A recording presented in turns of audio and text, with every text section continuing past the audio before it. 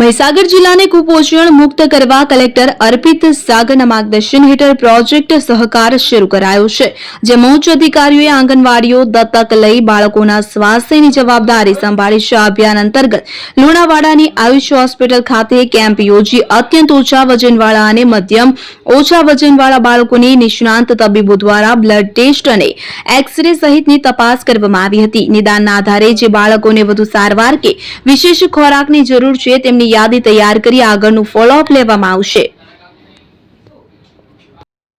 અમારી આખી જેટલી આરોગ્યની ટીમ છે, જેમાં પીડિયાટ્રિશિયન જ્યારે એમના એક દિવસ નક્કી કરશે અને ત્યારે અમારા ત્યાંના બાળકો ના ચેકઅપ થાય, જેવી કે એક ડિટેલ રિપોર્ટ આવશે. આમાં બ્લડ ટેસ્ટ, એક્સરે જરૂરિયાત મુજબ કરવામાં આવશે. બાળકોને પ્રોબ્લેમ શું છે અને જો એપ્રોપ્રિએટ મેડિસિન છે આ આપીને આ બાળકો ને અમારા મેઇન ઉદ્દેશ છે કે સેમ મામથી નિકાલવાનું છે અને નોર્મલ કેટેગરીમાં આવે, જેવી કે એકદમ હેલ્ધી અને એમના પોષણમાં કોઈ કમી નહીં રહે.